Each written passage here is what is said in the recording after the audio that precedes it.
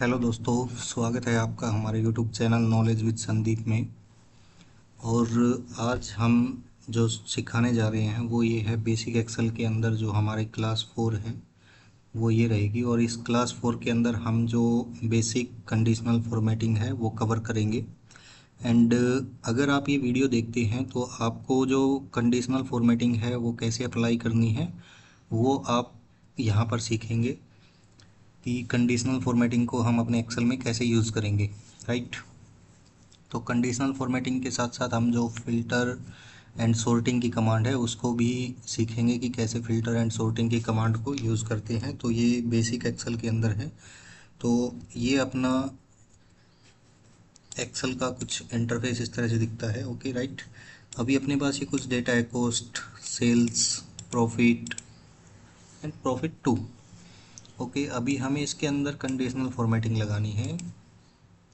Conditional formatting किस base पे लगेगी वो मैं आप लोगों को बताता हूँ कि कंडीशनल फॉर्मेटिंग कहाँ यूज़ करेंगे। कंडीशनल फॉर्मेटिंग में फॉर एग्जांपल मैं जैसे यहाँ पर मेरी कॉस्ट दिख रही है और मैं बोलता हूँ कि अगर मेरी कॉस्ट 10 से नीचे है तो वो यहाँ पर हाईलाइट हो जानी चाहिए। जैसे यहाँ पर कुछ इस तरह से मैं इसको, जैसे यहाँ ये इस तरह से हाईलाइट किया मैंने अभी नॉर्मली, बट मैं जब इसको यहाँ टाइप करूँ ना 10 से नीचे कोई भी वैल्यू, तो वो मेरी हाईलाइट हो जानी चाहिए, ठीक है। वो ऑटोमेटिक होना चाहिए। तो वो कंडीशनल फॉर्मेटिंग है, मतलब कोई एक कंडीशन रहेगी कि इस कंडीशन को अगर फुलफिल करता है मेरा सेल तो वो ये हो जाना चाहिए, मतलब रेड हो जाना चाहिए सेल, या फिर उसका टेक्स्ट का स्टाइल चेंज हो जाना चाहिए, या साइज चेंज हो जाना चाहिए, या फिर फॉर एग्जांपल वो जो पर्टिकुलर सेल है उसका कलर चेंज हो जाए। तो एक कंडीशन को हम फॉलो करेंगे और वो कंडीशन जैसे ही फुलफिल होगी अपना कंडीशनल फॉर्मेटिंग यहाँ पर अप्लाई हो जाएगा, राइट। तो कंडीशनल फॉर्मेटिंग आपको एक्सेल के अंदर कहाँ देखने को मिलेगा, ये जो अपना होम टैब है इसमें, यहाँ स्टाइल का जो टैब दिया हुआ है इसमें कंडीशनल फॉर्मेटिंग आपको मिलेगी। जैसे ही आप इसके ऊपर क्लिक करेंगे तो आपको क्या दिखेगा, आपको highlight cell rules, top bottom rules, data bar, colour scales, icon sets. तो यहाँ पर मल्टीपल ऑप्शंस है आपको कंडीशनल फॉर्मेटिंग लगाने के लिए, राइट। तो सबसे पहले हम हाईलाइट सेल रूल, मतलब कि किसी भी सेल को अगर हाईलाइट करना है तो उसके ये कुछ रूल्स दिए हुए हैं कि कोई वैल्यू अगर ज़्यादा है, ग्रेटर देन है किसी से, या लेस देन है किसी से, या इस रेंज में है, बिटवीन, या इक्वल है, टेक्स्ट दैट कंटेन, मतलब कोई ऐसा वर्ड है अगर वो लिखा गया तो ये कलर आ जाना चाहिए, ये फ़ॉन्ट साइज होना चाहिए, या फिर ए डेटा ऑक्योरिंग, या फिर डुप्लीकेट वैल्यू, कोई भी अगर मल्टीपल वैल्यूज़ है और उसमें डुप्लीकेट वैल्यू डली हुई है, मान लो 2 लिखा हुआ है कहीं पर और वो रिपीट हो रहा है 2, तो वो डुप्लीकेट वैल्यू को हाईलाइट करेगा। तो सबसे पहला हम जो रूल है वो अप्लाई करेंगे ग्रेटर देन में। तो अप्लाई करने के लिए क्या हमें सिलेक्ट करना पड़ेगा, फॉर एग्जांपल हमारे पास ये डेटा है, इस डेटा के अंदर ये जो कॉलम है एम कॉलम, इसमें कॉस्ट का डेटा है ना, इसको सिलेक्ट करेंगे। इस डेटा में हम बोलते हैं कि अगर हमारी वैल्यू 5 से ग्रेटर देन है तो वो हाईलाइट हो जानी चाहिए। वो कलर हम अपने अकॉर्डिंग डिसाइड कर सकते हैं। तो मैं किस में जाऊंगा, हमें क्या करना है, सेल को हाईलाइट करना है, राइट। तो मैं जाऊंगा सेल रूल के अंदर।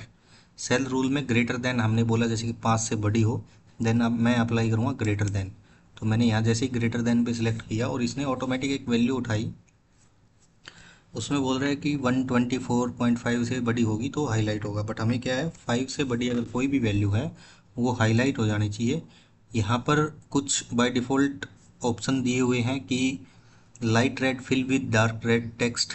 इसका मतलब है कि वो लाइट रेड से फिल हो जाएगा और डार्क टेक्स्ट उसका हो जाएगा रेड। नेक्स्ट ये येलो फिल विद और green fill with dark green text.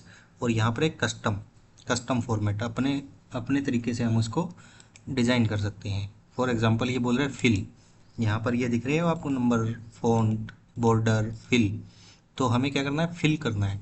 तो मैं बोलता हूँ कि वो रेड कलर का फिल हो जाना चाहिए, ओके हो जाएगा, कोई दिक्कत नहीं है। मैंने रेड को खाली सिलेक्ट किया। फिर मैं बोलता हूँ कि फ़ॉन्ट का है ना उसका, वो बोल्ड हो जाना चाहिए फ़ॉन्ट, और फ़ॉन्ट का कलर हो जाना चाहिए वाइट, वो भी हो जाएगा, कोई दिक्कत नहीं है, ठीक है। और फिर मैं कर देता हूँ ओके, ठीक है। और यहाँ पर ओके। तो यहाँ पर जितनी भी 5 से बड़ी वैल्यूज़ हैं वो क्या हो गई, हाईलाइट हो गई है उनके सेल किस में, रेड कलर में, और वो बोल्ड भी हो गई है, और क्या हो गया है, वाइट कलर का उनका टेक्स्ट हो गया है। तो जैसे मैं इस 3 को 9 लिख देता हूँ, मतलब 5 से बड़ा है, तो ये भी देखिए ऑटोमेटिक हो गया।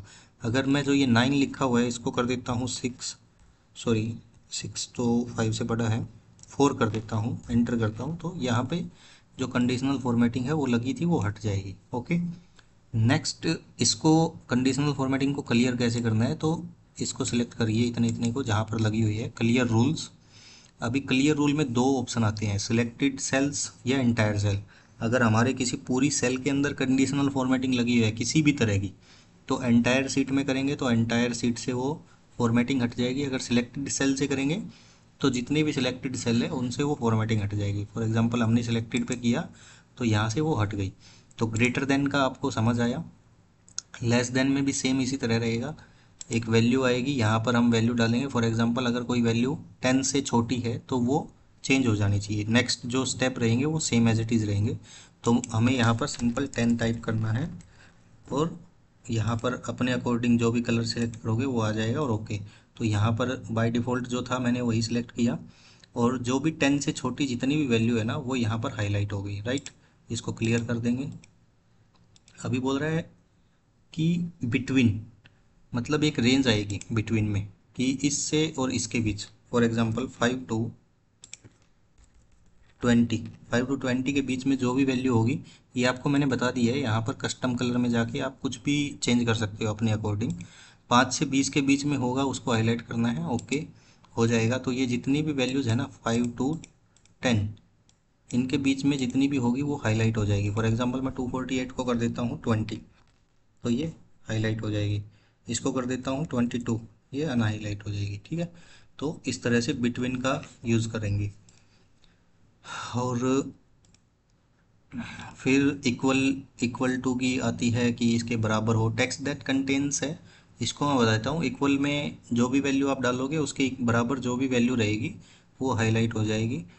एट डेट अकेयरिंग, ये भी कुछ इसी तरह से है। And next, sorry text that contain, for example मैं बोलता हूँ कि यहाँ पर एक सब कैटेगरी है जिसमें बुक केस लिखा हुआ है, पेपर आर्ट, बाइंडर्स, चेयर्स, कुछ इस तरह की वैल्यूज लिखी हुई है, कुछ टेक्स्ट लिखे हुए हैं। मैं इनको सिलेक्ट करता हूँ और मैं बोलता हूँ कि जहाँ जहाँ भी आर्ट लिखा हुआ है ना वो हाईलाइट हो जाना चाहिए।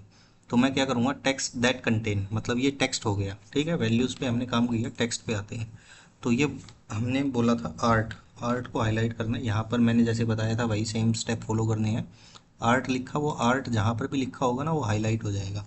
फॉर एग्जांपल चेयर्स को अगर हम आर्ट लिख देंगे ना तो वो आर्ट हाईलाइट हो जाएगा। ये आर्ट है, इसको मैं चेयर कर देता हूँ तो ये चेंज हो जाएगा। तो टेक्स्ट दैट कंटेंट पे हम इस तरह से कंडीशनल फॉर्मेटिंग को अप्लाई करेंगे। अभी जो है टॉप बॉटम, अभी फिर डेटा के ऊपर आते हैं, ये डेटा पे लगता है कंडीशनल फॉर्मेटिंग। मैं यहाँ टाइप कर देता हूँ 1 2 3 4, ठीक है। ये मैंने 1 टू 12 एक वैल्यू डाल दी है, और मैं बोलता हूँ कि टॉप 10 है जो, यहाँ पर टॉप बॉटम रूल्स है ये, कि टॉप और बॉटम के रूल यहाँ पर अप्लाई होंगे। तो यहाँ पर बाय डिफ़ॉल्ट दिया हुआ है टॉप 10 आइटम, टॉप 10 आइटम को हमें हाईलाइट करना है, ओके। तो यहाँ पर हम सिलेक्ट भी कर सकते हैं, टॉप 10 ज़रूरी नहीं है, वो एग्जांपल दिए टॉप 10 है, मैं टॉप 5 को करता हूँ। Top 5 same as it is, वही सेम स्टेप रूल फॉलो करके यहाँ पर आप चेंज कर सकते हो। मैं बाय डिफ़ॉल्ट ये light red fill with dark red text कर रहा हूँ, और ओके कर देता हूँ। तो जो टॉप 5 रहेंगे ना वो हाईलाइट हो जाएंगे। देखिए यहाँ पर जैसे 7 8 9 10 11 12 ये अपने हाईलाइट हो गए हैं, टॉप 5, ओके। अभी हम दोबारा से जाते हैं कंडीशनल फॉर्मेटिंग के अंदर, और ये बोलता है नेक्स्ट टॉप 10%। तो टॉप 10 पे करेंगे, तो इसको ओके किया, टॉप 10% अपना हाईलाइट हो गया टोटल का। उसके बाद में टॉप बॉटम रूल में जाते हैं, बॉटम 10 आइटम, जो बॉटम 10 आइटम है वो अप्लाई हो जाएंगे, ठीक है। उसके बाद में क्लियर कर देते हैं। फिर हम जाते हैं दोबारा से अबो एवरेज एंड बिलो एवरेज। तो इन ये जो वैल्यूज़ लिखी हुई है इनका एवरेज आपको यहाँ दिख रहा है 6.5। तो 6.5 एक एवरेज है, उस पर हमें लगाना है। तो अबो एवरेज मतलब 6.5 से बड़े जो होंगे वो हाईलाइट हो जाएंगे। ये देखिए यहाँ पर हाईलाइट हो गए हैं। ठीक है, अभी क्लियर किया। Same as it is for the below average के लिए हो जाएंगे। फिर बोलता है डेटा बार। तो ये डेटा बार भी हम डेटा के अंदर ही लगाएंगे। डेटा बार में क्या होगा कि फॉर एग्जांपल मैंने ग्रेडियंट फिल को सिलेक्ट किया, मैं कर देता हूँ सिलेक्ट। तो इसने क्या किया, एक बार इसको अपने सेल को फिल करेगी। फॉर एग्जांपल जैसे 12 इसके अंदर सबसे बड़ी वैल्यू है, तो 12 पूरे जो अपने कॉलम है उसको मैं बॉर्डर एक अप्लाई कर देता हूँ जिससे कि क्लियर रहे। जैसे ये 12 है तो 12 पूरे जो सेल है ना उसको कवर कर रहा है। 11 थोड़े कम को कर रहा है, 10 थोड़ा और कम को कर रहा है, 1 सबसे कम को कर रहा है। तो जैसे ही मैं 1 की जगह फॉर एग्जांपल 12 लिखता हूँ तो ये पूरे को कवर करेगा, राइट। तो ये क्या हुआ, बार ग्रेडियंट बार कलर जो डेटा बार है उसको यूज़ करेंगे। तो यहाँ पर मल्टीपल कलर्स है जिनको आप सिलेक्ट करके अपना, ये ग्रेडियंट फिल है एंड ये सॉलिड है। मतलब ग्रेडियंट में क्या था, ये देखिए यहाँ पर थोड़ा लाइट हो जाता है कलर, डार्क एंड यहाँ लाइट। ठीक है, डार्क से स्टार्ट होगा और लाइट पे ख़त्म होगा। बट जो सॉलिड है उसके अंदर क्या होगा, सॉलिड के अंदर पूरा सॉलिड कलर आपका फिल होगा। ये देखिए नीचे आप देख सकते हैं पूरा सॉलिड हो रहा है। तो इस तरह से आप इसको अप्लाई कर सकते हैं डेटा बार को। उसके बाद में आता है कलर स्केल। स्केल बोल रहा है कि ये कलर स्केल रहेगा। अभी मैं सबसे पहले वाले पे क्लिक करता हूँ, क्लिक करते ही इसने लिखा हुआ है green yellow red colour scale. मतलब green yellow and red colour scale में ये इसको हाईलाइट करेगा। तो मैं जैसे ही फर्स्ट को क्लिक करता हूँ तो यहाँ देखिए स्टार्टिंग में रेड कलर, फिर बीच में येलो, फिर लास्ट में ग्रीन। ठीक है, जैसे स्टार्टिंग मिनिमम से होगी वो रेड रहेगा, फिर मीडियम जैसे जैसे आता जाएगा येलो कन्वर्ट होगा, फिर ग्रीन कन्वर्ट होगा। तो इस फॉर्मेटिंग को हम कलर स्केल वाली को इस तरह से यूज़ करेंगे। कलर स्केल में भी आपके पास मल्टीपल ऑप्शंस हैं, उनको आप यूज़ कर सकते हैं। ठीक है, देन आता है सेट आइकन्स। फॉर एग्जांपल अभी हम इसके ऊपर लगाते हैं, ये एक डेटा है। ठीक है, सेम डेटा लेते हैं। इस डेटा के ऊपर अपने को क्या लगाना है, आइकन सेट। मतलब कि मैं ये जो नंबर लिखे हुए हैं ना इन पे आइकन लगाना चाहता हूँ। तो जैसे यहाँ डायरेक्शनल आइकन है, तो जैसे ही सिलेक्ट करूँगा तो यहाँ पर आप लोग देख रहे हैं प्रॉफिट 2 वाले कॉलम में क्या है, आइकन लग गए हैं। ठीक है, आप यहाँ सेलेक्ट करोगे, अभी तक मैंने क्लिक नहीं किया है, जस्ट मैं कर्सर को मूव कर रहा हूँ। तो जैसे ही मेरे को जो सही लगेगा मैं वहाँ रोक दूंगा। जैसे मेरे को लगा फर्स्ट तो मैंने ओके किया। ठीक है, तो यहाँ पर क्या है 1 2 3 4 तक डाउन एरो है, फिर राइट साइड एरो है, फिर अपवर्ड अप साइड एरो है। ठीक है, लास्ट की कुछ वैल्यूज़ में। तो ये इस तरह से आइकन को आप अप्लाई कर सकते हो अपने डेटा के अंदर। ओके, आइकन सेट में भी आपके पास मल्टीपल ऑप्शन है। जैसे सेट कुछ लेना चाहते हैं आप तो इस तरह की सेट भी आ जाएगी। आप इंडिकेटर लगाना चाहते हैं, फ्लैग इंडिकेटर है। ठीक है, आपके पास 3 सिंबल है सर्कल्ड, उसके बाद में आपके पास ये 3 सिंबल है अनसर्कल्ड। ओके, रेटिंग आप देना चाहते हैं अपने डेटा को कुछ, तो यहाँ से ये रेटिंग स्केल आ जाएगा ऑटोमेटिकली। ये ऑटोमेटिक चेंज भी होगा। ठीक है, ऐसा नहीं है कि फिक्स हो गया है। अगर फॉर एग्जांपल मैं यहाँ पर लिखता हूँ 10 और एंटर करता हूँ, ये ऑटोमेटिक देखिए चेंज हो गया यहाँ पर। ठीक है, तो इस तरह से आप क्या कर सकते हैं, यहाँ पर मल्टीपल रूल्स है अपने कंडीशनल फॉर्मेटिंग के। ये मैंने आपको बेसिक बताया, एडवांस इसका है वो अपन एडवांस क्लास के अंदर करेंगे। ओके, तो ये मल्टीपल जो अपने रूल्स है कंडीशनल फॉर्मेटिंग के, जिनको आप अप्लाई कर सकते हैं अपने डेटा में। तो यहाँ पर मैंने आपको बताया कि हाईलाइट सेल रूल में greater than less than between equal to a date text that contain duplicate value पे लगेगा। तो क्या होगा, टॉप बॉटम का रूल एक बताया, डेटा बार का मैंने बताया ग्रेडियंट एंड सॉलिड। ठीक है, स्केल का हमने यहाँ पर चेक किया कि कैसे अपना स्केलिंग चेंज हो रहा है, राइट। फिर आइकन का हमने देखा कि आइकन कैसे चेंज हो रहे हैं। यहाँ पर कुछ भी आइकन सेट करना है तो आइकन में भी आपको directional shape, indicator and ratings, ये सारी चीज़ें दिखी। तो conditional formatting, basic conditional formatting को आप इस तरह से अप्लाई कर सकते हैं। अभी फॉर एग्जांपल मैं आपको बोल रहा था कि सॉर्टिंग एंड फिल्टरिंग जो एक फंक्शन है उसको कैसे करेंगे। तो मुझे अगर फॉर एग्जांपल यहाँ से सिर्फ फ्रांस का डेटा देखना है, कंट्री है एक, यहाँ से फ्रांस का डेटा देखना है, तो मैं क्या करूँगा, ये जो अपना हेडर है इस पूरे हेडर को मैंने किया सिलेक्ट करने के बाद मैं सॉर्टिंग एंड फिल्टर वाले कॉलम में गया और यहाँ से मैंने फ़िल्टर पे क्लिक कर दिया। अब यहाँ पर आप देखोगे फ़िल्टर का ड्रॉप डाउन अपने पास मिल गया है। अभी मैं फ़िल्टर के ड्रॉप डाउन में जाके ये सिलेक्ट ऑल है, इसको क्लिक करूँगा, जैसे ही अनचेक करूँगा तो यहाँ पर सारे बॉक्सेस अनचेक हो जाएंगे। मुझे क्या चाहिए, लेट्स से मुझे चाहिए फ्रांस, तो मैं फ्रांस को ओके करूँगा, वो चेक बॉक्स को क्लिक करूँगा और ओके कर दूँगा। तो यहाँ पर ये डेटा अपना फ़िल्टर हो गया किसके अकॉर्डिंग, फ्रांस के अकॉर्डिंग। जितने भी फ्रांस का डेटा है उसको हम देख सकते हैं। इसको रिमूव करना है, सिंपली यहाँ से सिलेक्ट ऑल करके ओके कर दीजिए, वो रिमूव हो जाएगा, राइट। अब दोबारा से मैं चाहता हूँ इटली का डेटा देखना, तो इटली को मैंने क्लिक किया तो इटली का एक ही है, ठीक है। इसको भी सिलेक्ट ऑल करके दोबारा से अपना जो ओरिजिनल डेटा है वो मिल जाएगा। नेक्स्ट मैं देखना चाहता हूँ फॉर एग्जांपल जर्मनी का, जर्मनी पे मैंने ओके किया, जर्मनी का जैसे एक ही डेटा है वो मिल गया अपने को। हम इसको अनफिल्टर यहाँ से भी कर सकते हैं और यहाँ जाके ये जो क्लियर फिल्टर है ये पूरे सीट में जहाँ पर भी फिल्टर लगा होगा वहाँ से ये अपने डेटा को हटा देगा, मतलब फ़िल्टर को हटा देगा। फॉर एग्जांपल मैं सिलेक्ट करता हूँ यूनाइटेड किंगडम का और मैंने ओके किया, यहाँ पर लिखा हुआ है ये। अभी मैंने एक फ़िल्टर और लगाया है यहाँ पर सिटी पे नहीं लगाते हैं, हम लगाते हैं यहाँ शिप मोड पे मैंने एक फ़िल्टर लगाया।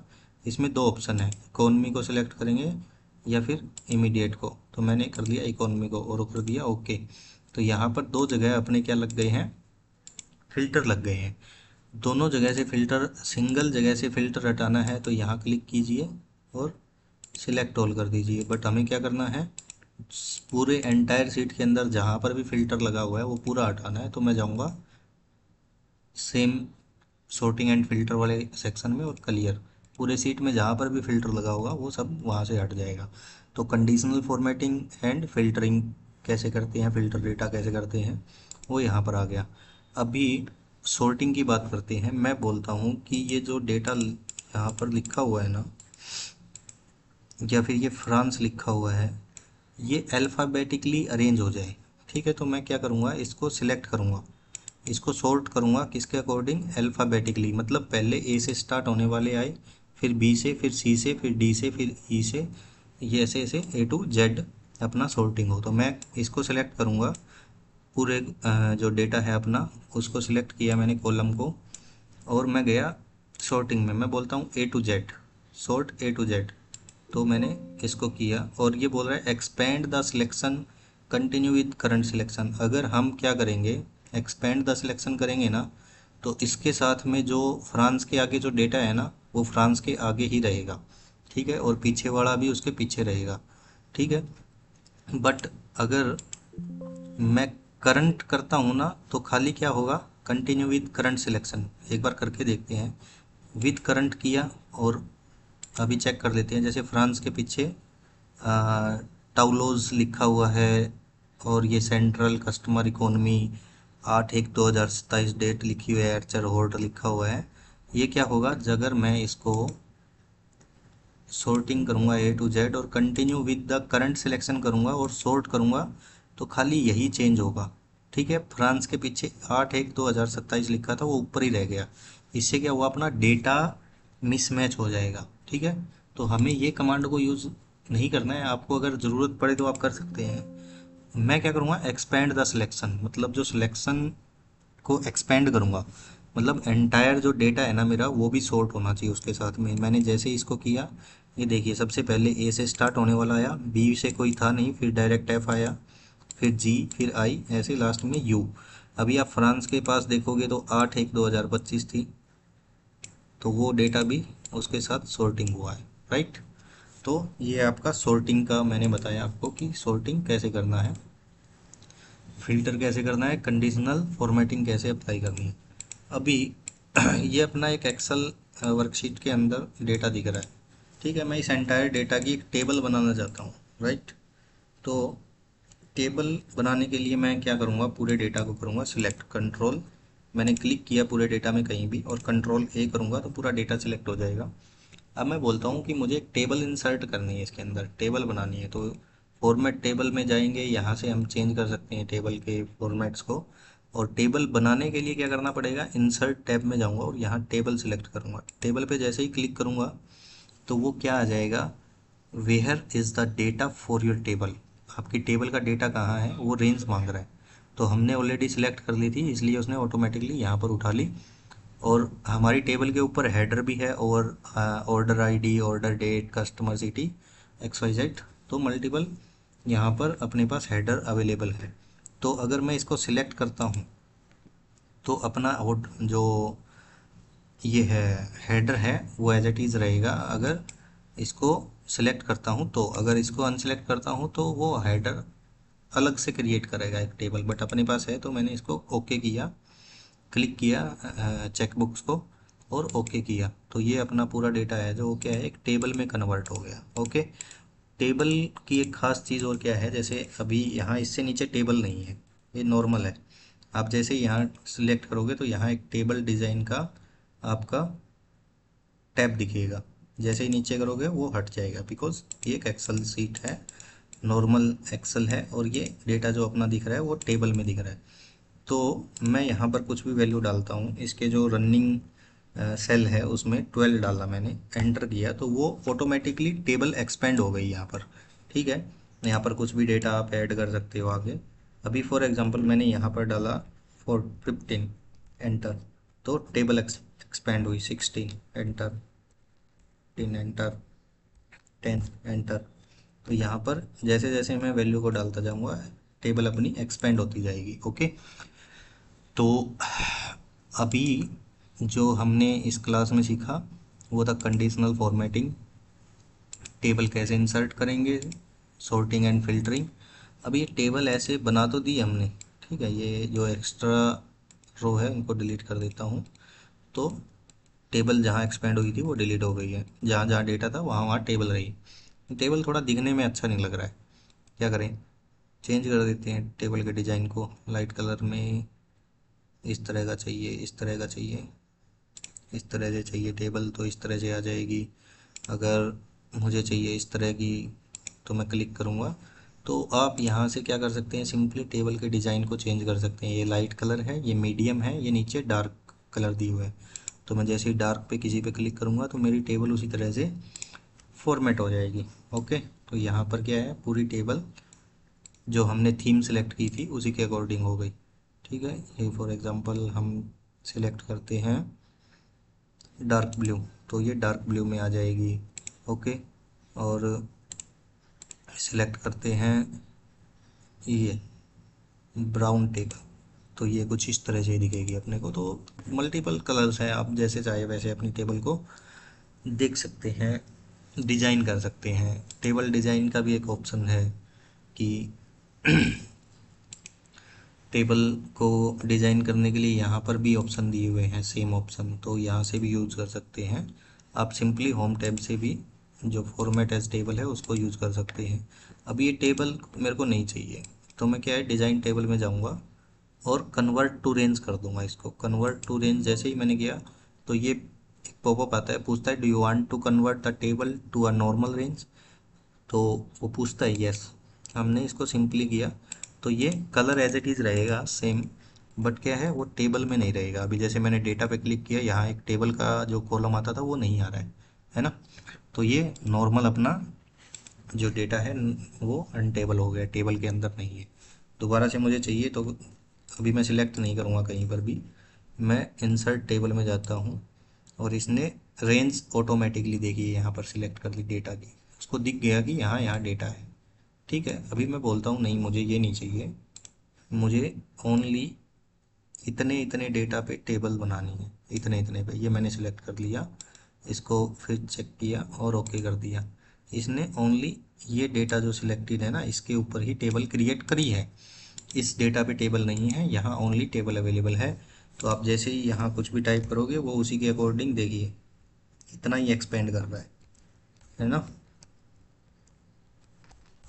उससे आगे का एक्सपेंड नहीं कर रहा है। क्यों? क्योंकि यहाँ टेबल नहीं है। ओके। तो जहाँ टेबल है उतने एरिया को एक्सपेंड कर रहा है। तो आई होप आप लोगों को समझ आया होगा कि how to create table and how to apply conditional formatting and how to apply filter and sorting. तो ये सारी चीज़ें आपने इस वीडियो के अंदर देखी, होप सो आप सब लोगों को समझ आएगा।